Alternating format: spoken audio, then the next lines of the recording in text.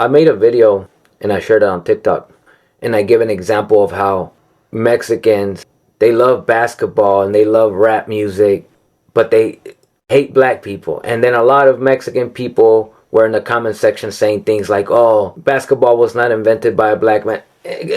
Let's be honest here. When you watch basketball, what are you looking at? Are you looking at Mexicans bouncing the ball? Are you looking at Asians? Are you looking at white guys? Come on. So when I say you like basketball, but you don't like black people, you know what I mean. Something that's always frustrated me and confused me is how weird it is when other cultures and different races of people can hardly admit that a lot of things that they do and they started to do was based off of Black American culture and was inspired off of black people. I was talking to one of my Hispanic friends and he was basically telling me about the Cholo culture in like the 80s and stuff like that. And I was like, oh yeah, and I was like into it at first. And then he said something, oh like, yeah, like we're the founders of hip hop and we made baggy clothes popular. And I was like, hold on. I said, that's not true. I said, Black Americans made rap and hip hop popular. Black Americans made the baggy clothes, the wearing the bandanas, the big jean jackets popular. I said, so... you know what I'm saying? I was like, Hispanics didn't start doing that until Snoop Dogg and Ice Cube and all that came out. And just to prove it to him, a few days ago, I saw a video, Cholo inspired culture. And literally I was scrolling down, like, you know how you search it up and it shows all the, like, the search videos? All the music that was playing in the background for the Cholo videos were Ice Cube, Snoop Dogg, like this old school kind of rap music, and they were all black hip hop artists. There was some like Mexican rap in there, but they were all black hip hop artists. I was like, the Cholo, you have to be able to admit that the Cholo culture is inspired off the Black American culture.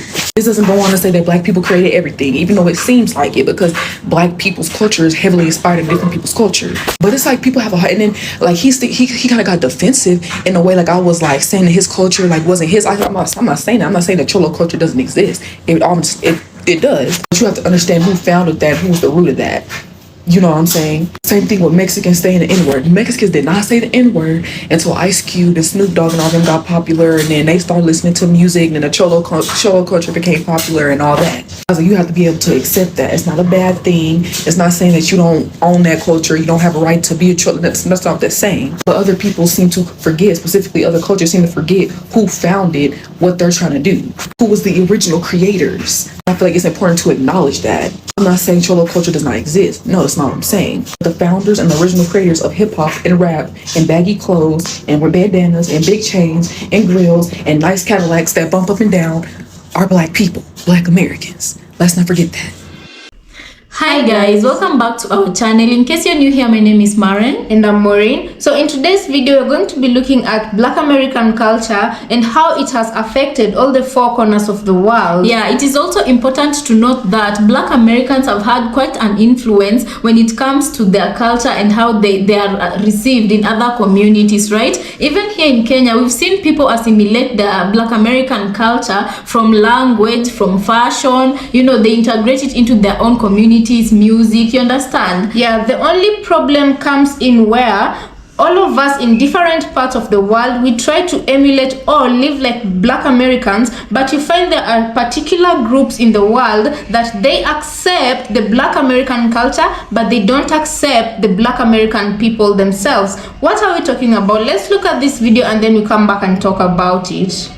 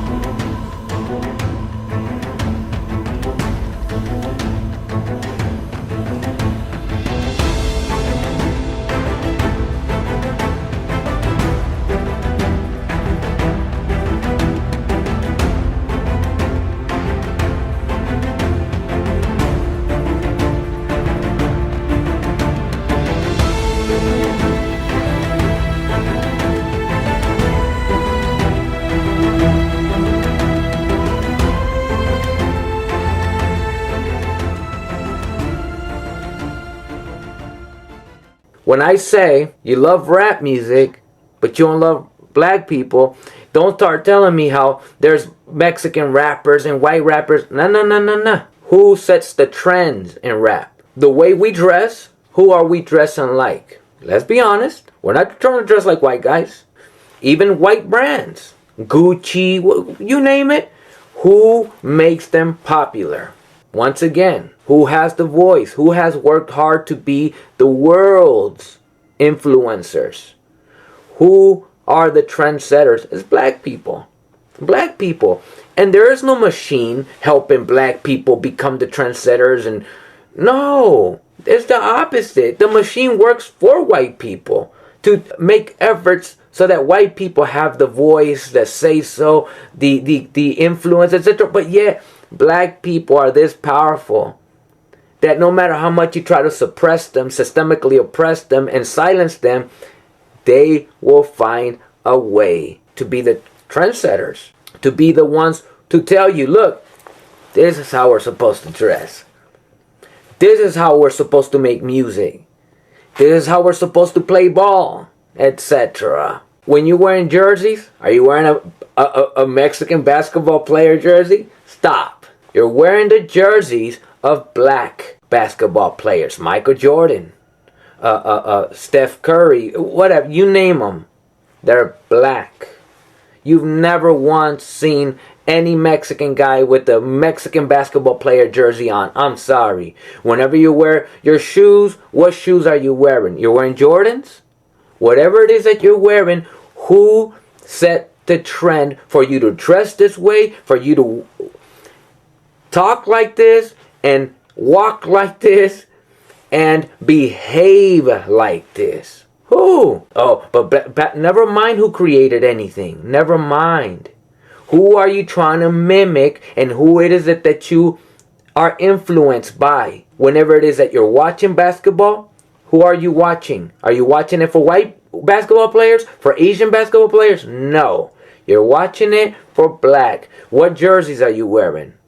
There's this Mexican rapper who got on a radio show and said something along the lines of this. I'm paraphrasing, but more or less this is what he said. I would never sign to a black label. And I'm thinking to myself, but yet you are taking black culture, monetizing it, exploiting it, and yet you have hatred for black people. You don't feel like you're low enough to be signed by a black label / individual. But will you be signed by a white man? Absolutely. So when you say to me that, oh, you know, white people or non-black people want to be black, that's why they get lip injections, etc. We all just want to take from black. That's what it is. We want to take what we like from black people, but we don't really respect black people. We don't even necessarily like black people. Sure, we may be inspired by a black person, by a Michael Jordan. Sure, I could be a father and I could be the biggest fan of Michael Jordan, but my daughters better not bring a black guy home. So welcome back, guys. We'd really love to hear what you have to say about this episode. You can leave your comment on the comment section.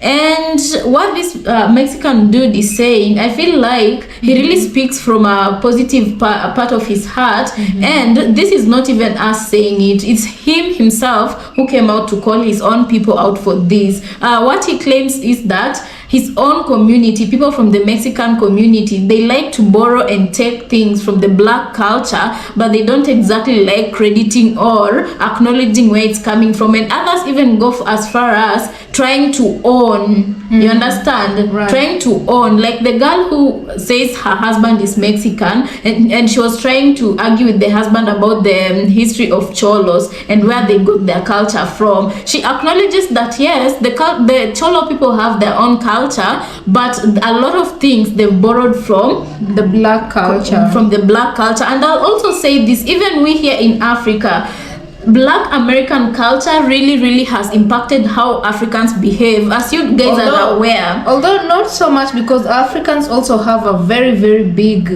culture and cultural identity. Although the younger generation, the Gen Zers, most of them, not just the Gen Zers, even millennials. You know why I'm saying this?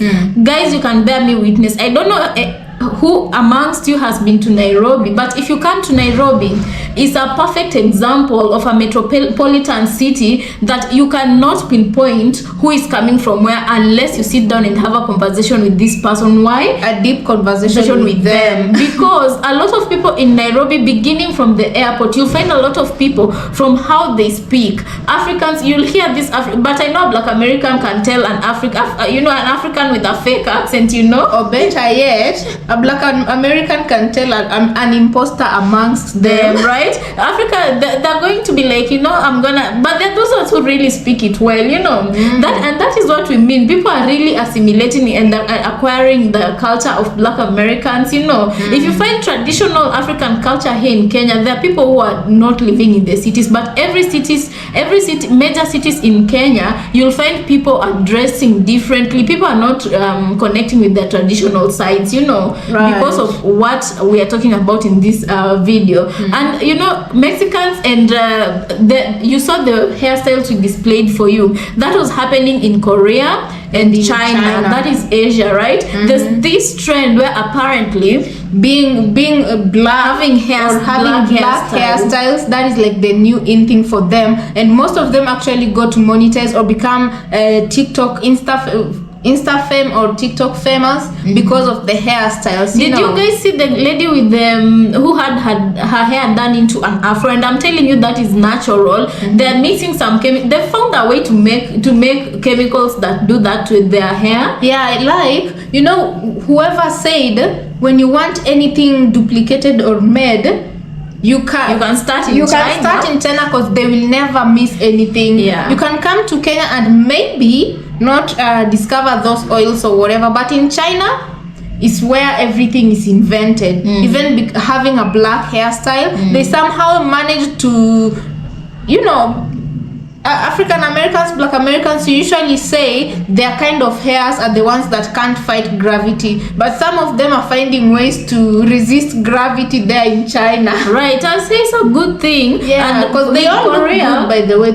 And with Korea, to be honest, they're really paying tribute to where they're getting their hairstyles. But the dangerous thing about this is generations with time, it's not even going to be acknowledged. But for right now, when it's starting, you see, even in the a lot of interviews that they conduct for those ones who've made their hairs like black people, they really say that their inspiration is coming from the black community, and that is quite a good thing, to know that you're trendsetters and you're inspiring the world to act in a certain way because they love what you have. I feel like it's a positive thing. It only gets to be a negative thing when they're trying to make money or monetize and they're trying to push aside the black community, like as if it didn't come from the black community. It's as if the black community and the black culture are two separate things, like they can acquire the black culture but they don't want to have anything to do with the black community. It doesn't make sense. Right, you can't have one without the other. Black Americans wear their culture naturally. Like they naturally, when Beyonce says I woke up like this, although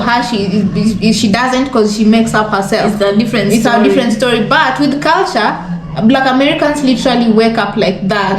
They don't intentionally intend to have the culture they have. It's just who they are. And you guys, it's not even the Mexicans or the Koreans, Asians who are doing this. Even white people have been, Caucasians have been accused of, although theirs is a bit on the negative side, appropriating culture and not crediting. Like what Kim Kardashian did, and then the braids she did on her hair, and then she was calling it some funny name that it was as if she was alluding that those hairstyles didn't exist before she wore it, like those hairs have really deep meaning. And anyway, in short, guys, what we say is, whether you're colored or not, whether you're white or not, when you wear any black style from any part of the world, know who these people, the history behind that hair first, and then second, you can't have the culture without the people that breed the culture.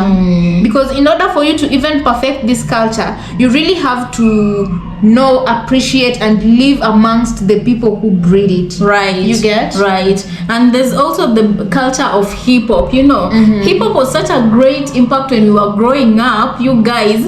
It was so, like, it had such a massive impact in the black community, but not only in the black community, because then they used it to sort of like, it was a relief, A way for them reliever. and also a way for them to express their struggle through music. Right, but other cultures adopted this, and this is what the brother was saying. Mexicans right now, you find some of them who are doing rap music, and they claim that they can never sign with a black person.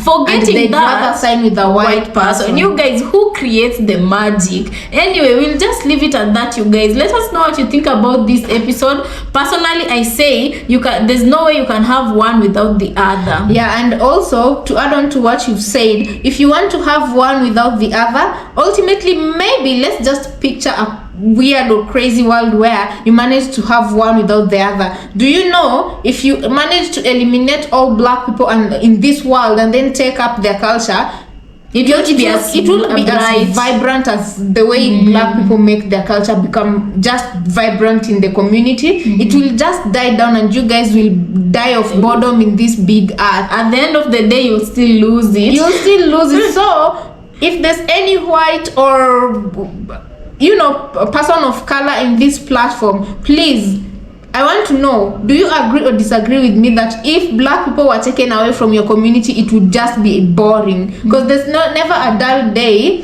where a black person is, whether it's positive or negative, but I'd rather the positive. Because there's also a video I saw where, I don't know if it was in Korea or Japan, there was a Japanese man. He was really dancing a West African dancing style, so they were drumming and beating drums and all of that, and he's dressed in the African attires, and he was really moving the bones the way I haven't moved in a long time, and I was like, oh wow.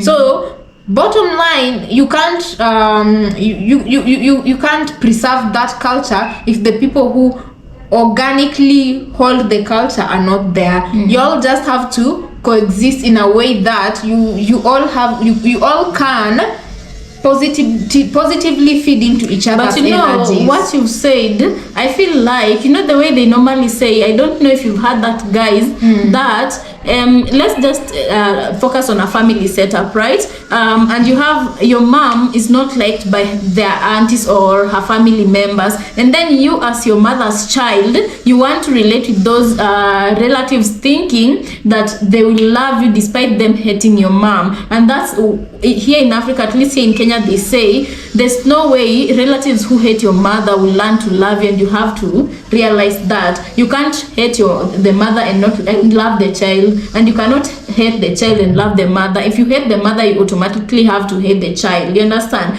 What am I saying by this? There's no way you love a black culture and you hate the black people in it. You understand? So you're saying they secretly have a love for us? I'm not even saying that. What I'm saying is, if you see people assimilating and taking the black culture, take a look at those people's motives.